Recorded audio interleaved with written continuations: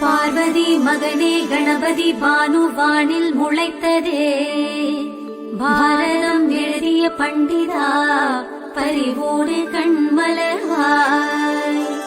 நன்றிது வைகரை வளர நாளும் நலமாய் பிறந்ததே, 9 கோள்களில் நாயகா பொய்யார விழித்திரவாய்.